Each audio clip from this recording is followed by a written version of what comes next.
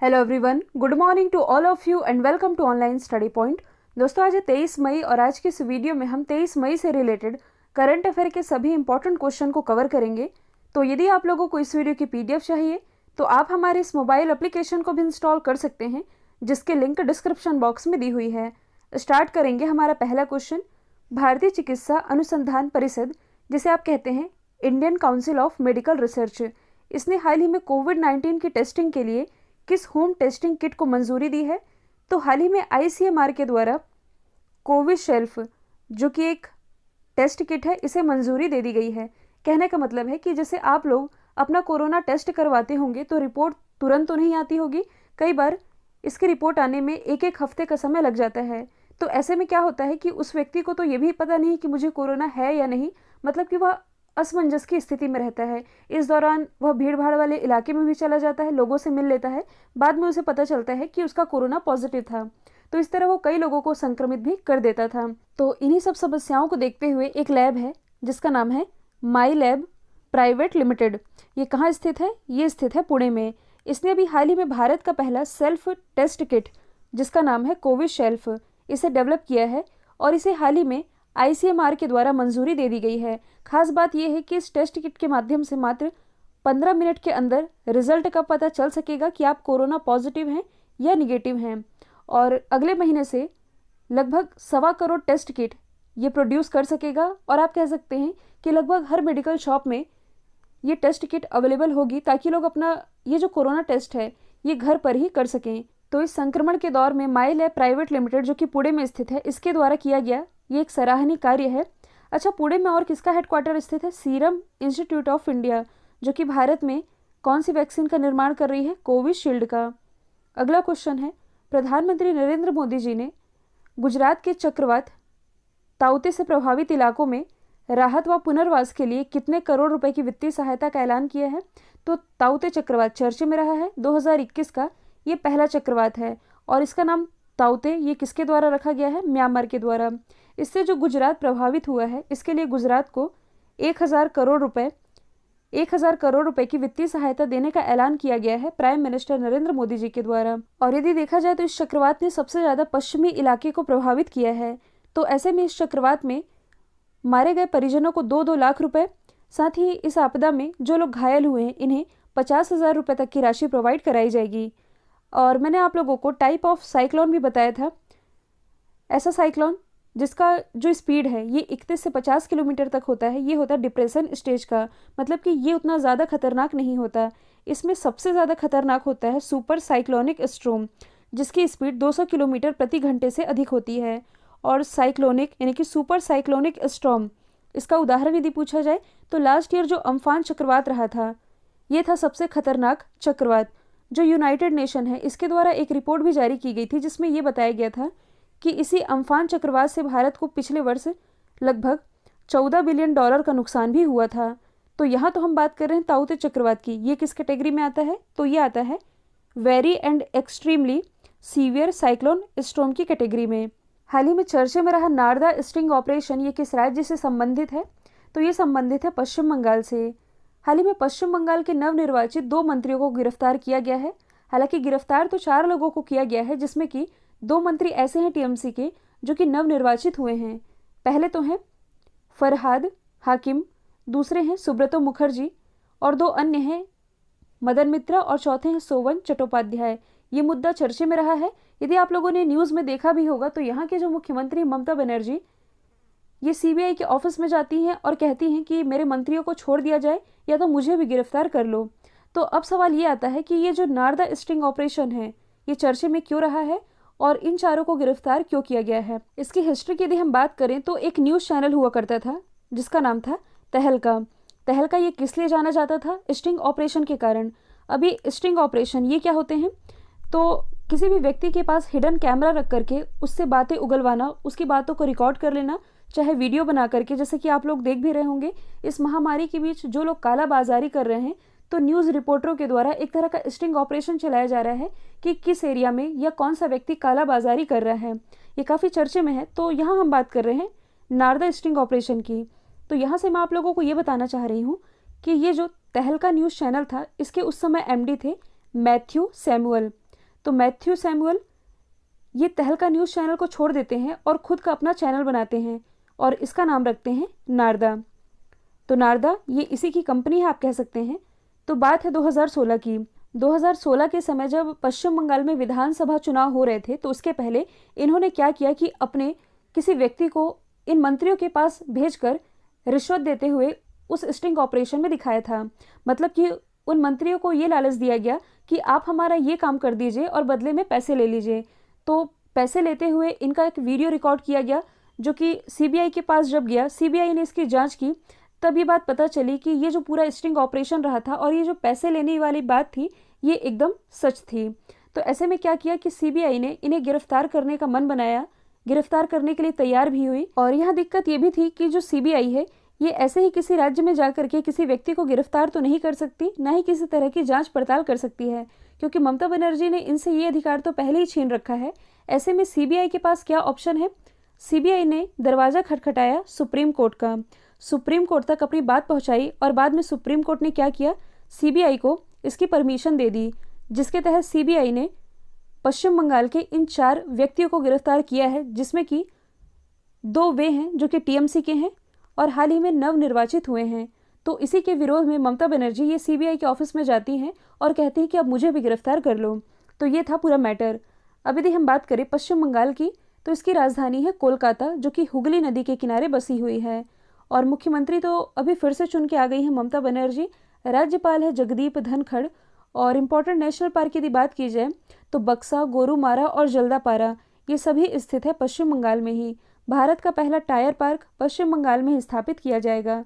अगला क्वेश्चन है, मार्था करुम्बे कुमे ये किस देश की पहली महिला राष्ट्रपति बनी है? तो ये भी हाल ही में केन्या की पहली महिला राष्ट्रपति बन गई हैं। केन्या जो कि एक अफ्रीकन कंट्री है, ये है इसकी लोकेशन, आप देख सकते हैं इक्वेटर, ये इसके बीचों बीच से होकर के गुजर रहा है। इसकी कैपिटल क्या है? तो ये है नैरोबी। अच्छा, नैरोबी में किसका हेडक्वार्टर स्थित है? यूनाइटेड नेशन एनवायरनमेंट प्रोग्राम, यानी कि संयुक्त राष्ट्र पर्यावरण कार्यक्रम, इसका हेडक्वार्टर केन्या के नैरोबी में ही स्थित है। और यहाँ की करेंसी क्या है? ये है कीनियन शिलिंग। अब यदि हम बात करें, देखिए यहाँ बात की जा रही है पहली महिला की, तो आप रिलेट कर सकते हैं। हाल ही में नाइजीरिया की एक महिला है जिसका नाम है नकोजी अंकोजी। ये भी हाल ही में WTO यानी कि वर्ल्ड ट्रेड ऑर्गेनाइजेशन की पहली महिला अध्यक्ष बनी है। साथ ही इसकी अध्यक्ष बनने वाली ये पहली अफ्रीकी भी बन गई हैं। यदि हम बात करें स्लोवाकिया की, तो हाल ही में यहाँ की पहली महिला राष्ट्रपति बनाई गई हैं, इनका नाम है जुजाना कैपिटोवा। जबकि यदि हम बात करें ताइवान की, तो ताइवान के राष्ट्रपति का क्या नाम है? Sai Ing Wen. ये ताइवान की पहली महिला राष्ट्रपति थी, लेकिन अब ये दोबारा से चुन के भी आ चुकी हैं। अगला क्वेश्चन है, भारत सरकार ने पालघर के GI टैग प्राप्त चीकू की लोकप्रियता बढ़ाने के लिए इसका निर्यात किस देश को किया है? तो देखिए महाराष्ट्र में जो पालघर है, पालघर में GI टैग प्राप्त ये जो चीकू है, इसकी लोकप्रियता बढ़ाने के लिए इसका निर्यात किया गया है ब्रिटेन को। और इससे फ़ायदा क्या होगा? इसका सीधा लाभ चीकू की खेती करने वाले किसानों को मिल सकेगा। और क्योंकि यदि देखा जाए तो इस चीकू की जो मांग है ये हमेशा ही बनी रहती है, तो अब इसका एक्सपोर्ट यानी कि निर्यात भी शुरू कर दिया गया है। और महाराष्ट्र के अलावा भी अन्य राज्यों में इस चीकू का उत्पादन होता है। यदि आंकड़ों की हम बात करें तो सबसे ज़्यादा चीकू का उत्पादन करने वाला राज्य है कर्नाटक, इसके बाद महाराष्ट्र का स्थान आता है। तो इस चीकू का जो उपयोग है ये फल के अलावा कई रूपों में किया जा सकता है, जैसे कि प्रोसेसिंग करके इसका जैम भी बनाया जा सकता है। मैंने आप लोगों को फूड प्रोसेसिंग के बारे में बताया था कि किसी भी कच्चे पदार्थ को प्रोसेसिंग के ज़रिए और अधिक उपयोगी बनाते हैं ताकि इसकी जो लाइफ लाइन है ये बढ़ सके। जैसे कि जो गेहूँ होता है, गेहूँ को प्रोसेस करके क्या बनाया जाता है? आटा बनाया जाता है। सेम उसी तरह से ये जो चीकू होगा इसका प्रयोग जैम बनाने के काम में भी हो सकेगा और इसके लिए इसका एक्सपोर्ट किया गया है ब्रिटेन को। आप वैसे भी रिलेट कर सकते हैं, जैसे कि हाल ही में सिंगापुर को भारत का एक प्रोडक्ट है जिसका नाम है काला नमक चावल, जिसे आप बुद्धा चावल के नाम से भी जानते हैं। इसका सप्लाई सिंगापुर को कहाँ से किया गया है? उत्तर प्रदेश के सिद्धार्थनगर से। अब यदि हम बात करें अमेरिका की, तो अमेरिका को भारत के द्वारा क्या एक्सपोर्ट किया गया है? असम का जो लाल चावल है ये निर्यात किया गया है पहली बार अमेरिका को।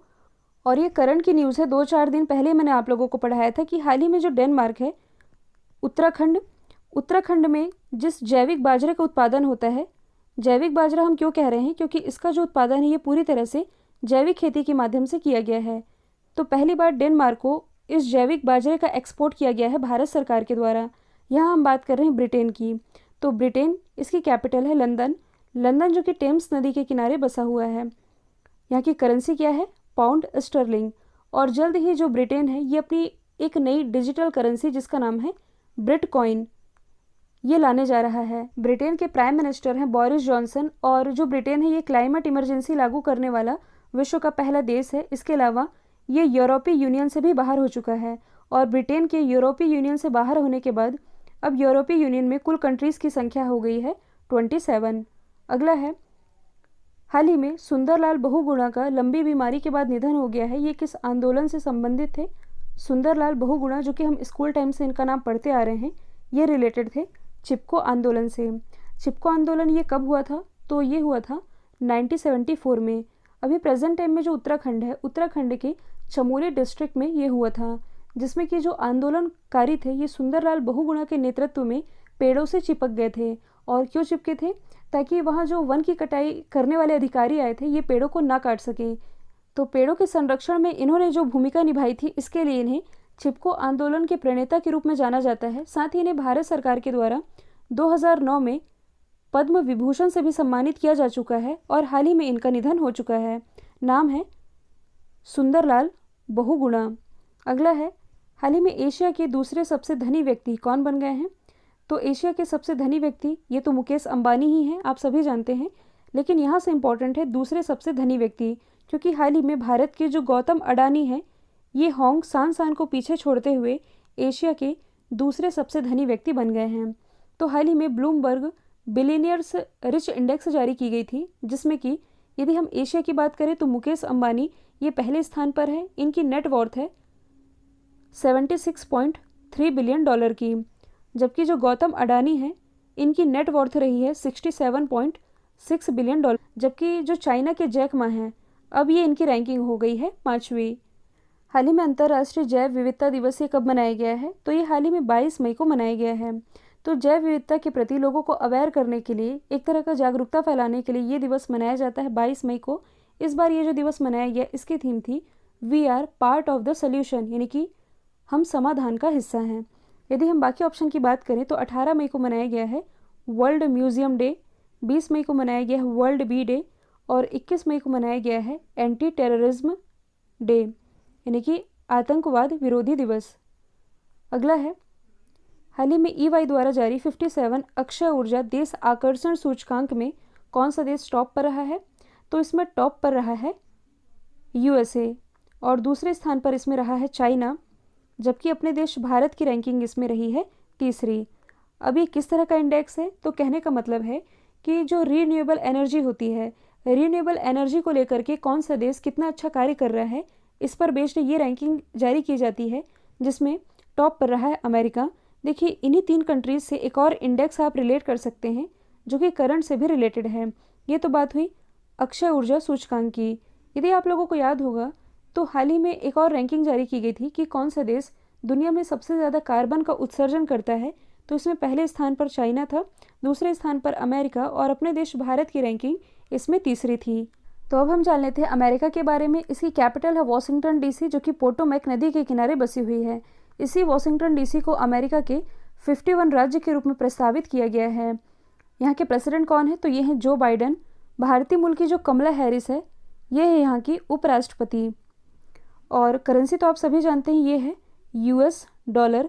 आसपास की यदि आप लोकेशन देखेंगे तो कुछ यहाँ स्थित है टेक्सास, जहाँ भी हाल ही में हार्ट बीट बिल विधेयक पारित किया गया था। और ऐसा विधेयक पारित करने वाला ये अमेरिका का पहला राज्य भी बना था।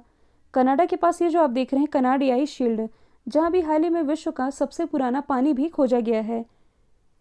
5 महानतम झील यानी कि 5 ग्रेट लेक्स ये इसी USA में स्थित है। कौन कौन सी है? लेक सुपीरियर, जो कि दुनिया की सबसे मीठे पानी की झील है, मिशिगन, ईरी, ओंटारियो और ह्यूरन। अगला है, 2021 में मतलब कि इस साल माउंट एवरेस्ट पर चढ़ने वाली पहली भारतीय महिला कौन बनी है? तो ये बन गई हैं ताशी यांगजोम, ये कहाँ से बिलोंग करती है? तो ये अरुणाचल प्रदेश से बिलोंग करती हैं। तो सबसे पहले यदि हम बात करें माउंट एवरेस्ट की, जो कि नेपाल में स्थित है, ये संसार की सबसे ऊंची चोटी है। करंट सर्वे के अनुसार इसकी नई हाइट कितनी है? 8,848.86 मीटर, ये है इसकी करंट हाइट। और नेपाल में इसे सागर माथा के नाम से भी जाना जाता है। हाल ही में चाइना के द्वारा इसी माउंट एवरेस्ट पर कोरोना विभाजन रेखा ये भी खींची गई है। अब हम यदि बात करें अदर ऑप्शन की, तो हाल ही में जो बलजीत कौर है, जो कि हिमाचल प्रदेश से बिलोंग करती हैं, यदि यहाँ पास आप देखेंगे माउंट एवरेस्ट के पास ही स्थित है, कुछ दूरी पर स्थित है माउंट पुमोरी। इस पर चढ़ाई करने वाली ये पहली भारतीय महिला भी बनी थी।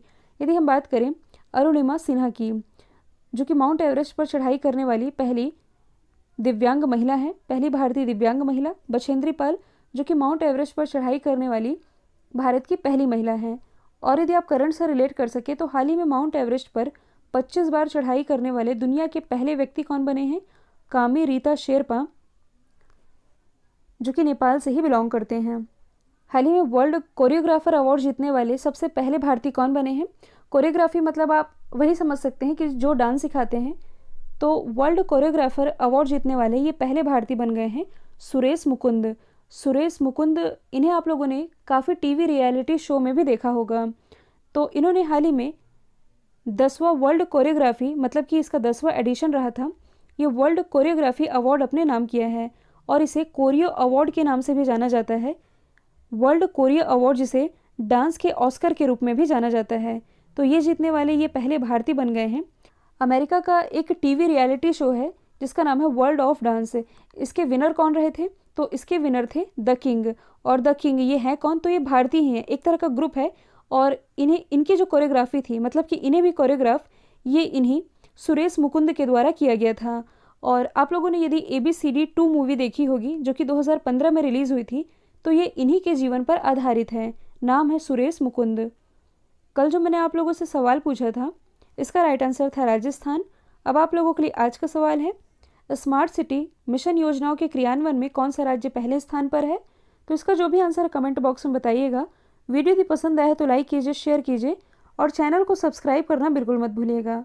आज के लिए इतना ही। Thank you so much.